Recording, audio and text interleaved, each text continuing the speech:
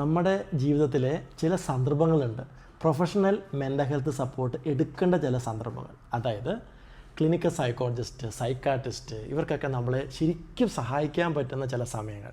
നമ്മൾ ആ സമയത്തെ സഹായം സ്വീകരിച്ചേ മതിയാവൂ. എപ്പോഴൊന്നും ആവശ്യമില്ല കേട്ടോ. നമുക്കിപ്പം ഡെയിലി ലൈഫിൽ പല പ്രശ്നങ്ങൾ, ടെൻഷൻസ്, സങ്കടങ്ങൾ, ഇറിറ്റേഷൻസ് ഒക്കെ ഉണ്ടാവും. അതിനൊക്കെ നമുക്ക് സൈക്കോളജിസ്റ്റിന് സഹായമൊന്നും ആവശ്യമില്ല. അത് നമുക്ക് തന്നെ മാനേജ് ചെയ്യാൻ പറ്റും. പക്ഷേ ചില സമയങ്ങളിൽ പ്രൊഫഷണൽ ഹെൽപ്പ് നമ്മൾ സ്വീകരിച്ചേ മതിയാവൂ. ഞാനൊരു 5 സന്ദർഭങ്ങൾ പറയാം. ഇതിലേതെങ്കിലും ഒരെണ്ണം നിങ്ങളെ ബാധിച്ചിട്ടുണ്ടെങ്കിൽ, അല്ലെങ്കിൽ നിങ്ങളുടെ പ്രിയപ്പെട്ടവരെ ബാധിച്ചിട്ടുണ്ടെങ്കിൽ, ആ ഒരു സമയം നിങ്ങൾ പ്രൊഫഷണൽ മെൻ്റൽ ഹെൽത്ത് സപ്പോർട്ട് എടുക്കാൻ മടിക്കരുത്. 5 കാര്യങ്ങൾ ശ്രദ്ധിച്ച് കേൾക്കണേ. ഒന്നാമത്, നിയന്ത്രിക്കാനാവാത്ത തീവ്രമായ വികാര പ്രകടനങ്ങൾ.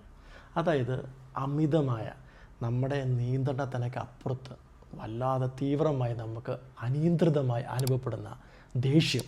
അതൊരു പ്രധാനപ്പെട്ട പ്രശ്നമാണ് കേട്ടോ, ദേഷ്യം. അതുപോലെ ഇറിറ്റബിലിറ്റി. പ്രത്യേക കാര്യമൊന്നുമില്ല, എന്നാലും ഇങ്ങനെ ചെറിയ കാര്യത്തിനും കാര്യമില്ലാതെയോ ഒക്കെ നമ്മളിങ്ങനെ ഇറിറ്റേറ്റഡ് ആയിക്കൊണ്ടിരിക്കുക. സങ്കടം, അമിതമായ സങ്കടം. നമ്മുടെ മനസ്സിനെ, നമ്മുടെ അനുദിന ജീവിതത്തെ, ചെറിയ കാര്യങ്ങളെ പോലും നമ്മൾ ചെയ്യുമ്പോഴൊക്കെ നമുക്ക് സങ്കടം ശരിക്കും നമുക്ക് ഫീൽ ചെയ്യും. ഇങ്ങനെ നമ്മുടെ ഡെയിലി ലൈഫിനെ റൂയിൻ ചെയ്യുന്ന, അല്ലെങ്കിൽ നശിപ്പിച്ച് കളയുന്ന, ഒട്ടും സന്തോഷമില്ലാത്ത അവസ്ഥയിലേക്ക് നമ്മുടെ ഒരു ലൈഫിനെ കൊണ്ടുപോകുന്ന തരത്തിലുള്ള ഭയങ്കരമായ സങ്കടം. അതുപോലെ ഭയം. ഒരു കാര്യമില്ല, വളരെ നിസ്സാര കാര്യത്തിന് പോലും ഒന്ന് ആലോചിച്ച് നോക്കിക്കേ. ഒരു പൂച്ചക്കുട്ടിയെ കാണുമ്പം നമ്മൾ ഭയപ്പെടുകയാണ്, ഒരു പാമ്പിനെ കാണുന്നത് പോലെ. പ്രൊപ്പോർഷൻ അല്ലാത്ത, അപ്രോപ്രിയേറ്റ് അല്ലാത്ത ചില ഭയങ്കരമായ അമിതമായ ഭയം, ഉത്കണ്ഠ. നിയന്ത്രിക്കാനാവാത്ത തരത്തിൽ ഇങ്ങനെ ഉത്കണ്ഠ നമ്മളെ വല്ലാതെ ഇങ്ങനെ ഗ്രസിച്ചിരിക്കുന്ന പോലത്തെ, നമ്മളെ വല്ലാതെ ബാധിക്കുന്ന തരത്തിലുള്ള ഉത്കണ്ഠ. ഇതൊക്കെ നമുക്ക് വളരെ തീവ്രമായി നമ്മുടെ അനുദിന ജീവിതത്തിൽ ബാധിക്കുന്നുണ്ടെങ്കിൽ, അല്ലെങ്കിൽ നമ്മുടെ പ്രിയപ്പെട്ടവരെ ബാധിക്കുന്നുണ്ടെങ്കിൽ, തീർച്ചയായും നമ്മളൊരു പ്രൊഫഷണൽ മെൻ്റൽ സപ്പോർട്ട് എടുക്കണം. 2, സ്വയം നശിപ്പിക്കാനുള്ള ചിന്തകളും പെരുമാറ്റങ്ങളും. ഈ ഭൂമിയിലുള്ള എല്ലാ ജീവികളുടെയും അടിസ്ഥാനപരമായ പ്രവണത എന്താ? ജീവിക്കണമെന്നുള്ള പ്രവണതയാണ്. ഏത് പ്രതിസന്ധിയിലും അങ്ങേയറ്റം വരെ പൊരുതാൻ, സർവൈവ് ചെയ്യാൻ, അതിനുവേണ്ടിയുള്ള പരിശ്രമങ്ങളാണ് എല്ലാ ജീവികളുടെയും. നമ്മൾ ചില വീഡിയോയിൽ കാണാറില്ലേ, ഇങ്ങനെ ഇര പിടിക്കുന്ന ജീവികളുടെ വീഡിയോ. അതിൽ ഇരയാക്കപ്പെടുന്ന ജീവി അങ്ങേയറ്റം പരിശ്രമിക്കുകയാണ്, സർവൈവ് ചെയ്യാൻ, പൊരുതുകയാണ്. അത് ഏതെങ്കിലും ഒരു സമയത്ത് ഇല്ല, ഞാനിനി എൻ്റെ ജീവിതം പോയി എന്തെങ്കിലും ചെയ്തോട്ടെ എന്ന് കരുതി നിന്നു കൊടുക്കുന്നില്ല അല്ലേ.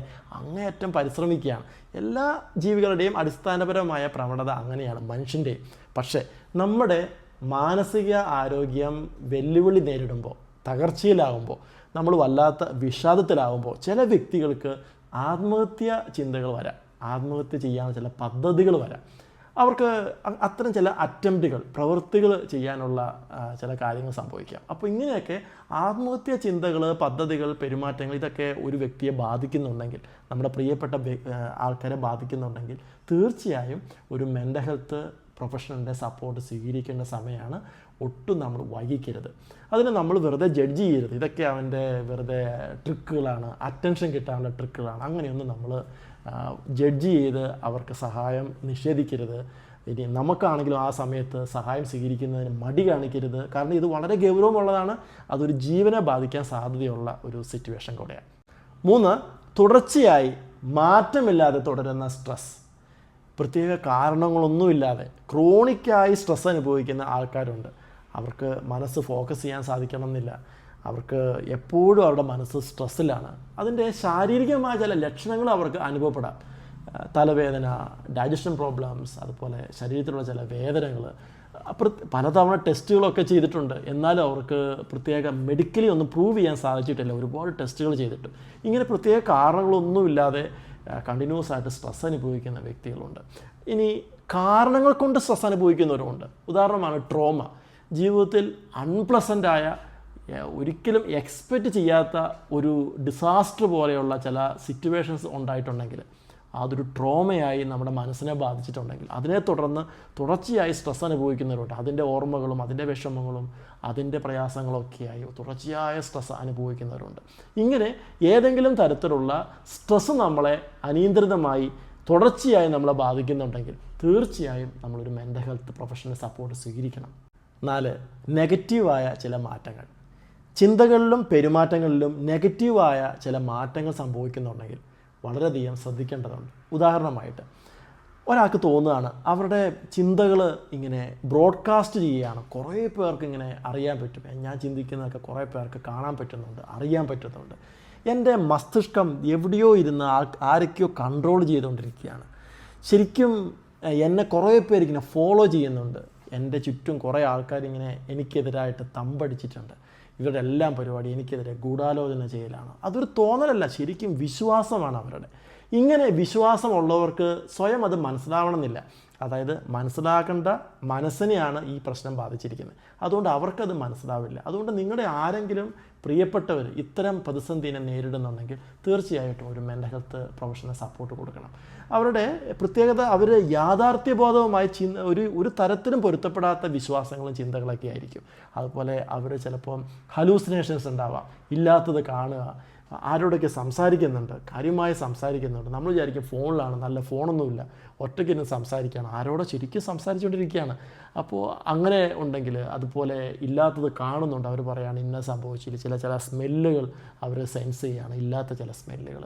ഇങ്ങനെ നമ്മുടെ പഞ്ചേന്ദ്രിയങ്ങളുടെ തെറ്റായ അല്ലെങ്കിൽ ഇല്ലാത്ത മിഥ്യയായ ചില അനുഭവങ്ങൾ ഒരാൾക്ക് അനുഭവപ്പെടുന്നുണ്ടെങ്കിൽ തീർച്ചയായിട്ടും അവർ ഒരു മെൻ്റൽ ഹെൽത്ത് പ്രൊഫഷണലിൻ്റെ സഹായം സ്വീകരിക്കേണ്ട ഒരു അടിയന്തര അവസ്ഥയിലാണ്.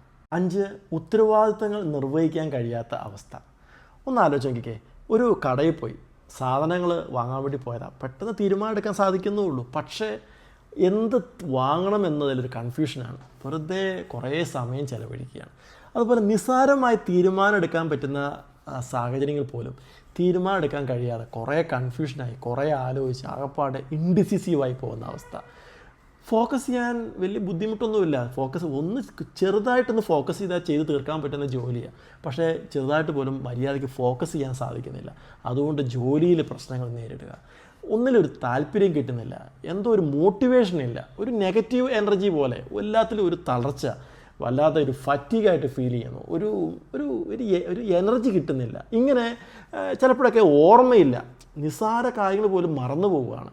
ഇങ്ങനെ പല കാര്യങ്ങൾ നമ്മുടെ അനുദിന ജീവിതത്തെ ബാധിക്കുന്നുണ്ടെങ്കിൽ ഇത് വളരെ പ്രധാനപ്പെട്ട കാര്യമാണ്. നിങ്ങളൊരു മെൻ്റൽ ഹെൽത്ത് പ്രൊഫഷണലെ കാണണം. ഈ 5 കാര്യങ്ങളിൽ ഏതെങ്കിലും ഒരെണ്ണം നിങ്ങളെയോ നിങ്ങളുടെ പ്രിയപ്പെട്ട വ്യക്തികളെയോ കഴിഞ്ഞ 2 ആഴ്ചയിൽ അധികമായിട്ട് ബാധിക്കുന്നുണ്ടെങ്കിൽ തീർച്ചയായും ഒരു പ്രൊഫഷണൽ മെൻ്റൽ ഹെൽത്ത് സപ്പോർട്ട് എടുക്കണം. അതിൽ ആരെയാണ് കാണേണ്ടത് എന്നത് പലർക്കും ഒരു സംശയമാണ്. അതിനെപ്പറ്റി ഞാൻ പറയാം. പ്രധാനമായും 3 തരത്തിലുള്ള ആൾക്കാരാണ് നമ്മളെ ഇവിടെ സഹായിക്കാൻ സാധിക്കുന്നത്. 1 സൈക്കാട്രിസ്റ്റ്, 2 ക്ലിനിക്കൽ സൈക്കോളജിസ്റ്റ്, 3 കൗൺസിലേഴ്സ് അല്ലെങ്കിൽ കൗൺസിലിംഗ് സൈക്കോളജിസ്റ്റ്.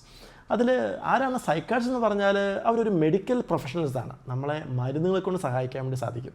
പ്രത്യേകിച്ച് ആങ്സൈറ്റി, ഡിപ്രഷൻ, അതുപോലെ മുമ്പ് പറഞ്ഞ ചില ഈ 5 കാര്യങ്ങൾ ഏതെങ്കിലുമൊക്കെ ഉണ്ടെങ്കിൽ നമുക്ക് മരുന്നുകൾക്ക് നമ്മളെ ഒരുപാട് സഹായിക്കാൻ വേണ്ടി സാധിക്കും. അതൊരു സപ്പോർട്ടായിട്ട് നമ്മളെ തെറാപ്പി എടുക്കുന്നുണ്ടെങ്കിൽ പോലും നമുക്ക് വളരെ സഹായകരമാണ്.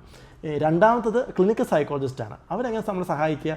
അവർ സൈക്കോമെട്രിക് ടെസ്റ്റുകളൊക്കെ ചെയ്ത് നമ്മളെ കൃത്യമായി നമ്മുടെ ഇഷ്യൂസ് അനലൈസ് ചെയ്ത് നമ്മളെ കാര്യങ്ങൾ എന്താണെന്ന് കൃത്യമായി കണ്ടെത്തും. 2, അവർ സിസ്റ്റമാറ്റിക്കായി നമുക്ക് സൈക്കോ തെറാപ്പി തരും. തെറാപ്പിക്ക് വലിയ റോളുണ്ട് കേട്ടോ. അത് വളരെ സിസ്റ്റമാറ്റിക്കായി തരുമ്പോൾ നമുക്ക് ഈ ഇഷ്യൂ നിന്ന് പുറത്തു വരാൻ വേണ്ടി സാധിക്കും. 3ാമത്തതാണ് കൗൺസിലിംഗ് സൈക്കോളജിസ്റ്റ്. തീർച്ചയായിട്ടും അവർക്കും നമ്മളെ സഹായിക്കാൻ വേണ്ടി പറ്റും. കൗൺസിലിംഗ് വഴി, അതുപോലെ ടോക്ക് തെറാപ്പികൾ വഴി നമ്മൾ സഹായിക്കാൻ വേണ്ടി നമുക്ക് സാധിക്കും. പക്ഷേ നമുക്ക് ഈ പറഞ്ഞ 5 കാര്യങ്ങൾ ഏതെങ്കിലും വളരെ തീവ്രമായി ബാധിക്കുന്നുണ്ടെങ്കിൽ ആദ്യത്തെ 2 കാറ്റഗറിയിലുള്ള ആരെങ്കിലും ഒരാളെ നമ്മൾ കാണണം. ഓക്കെ, നമുക്ക് വീണ്ടും അടുത്ത വീഡിയോയിൽ കാണാം. ബൈ.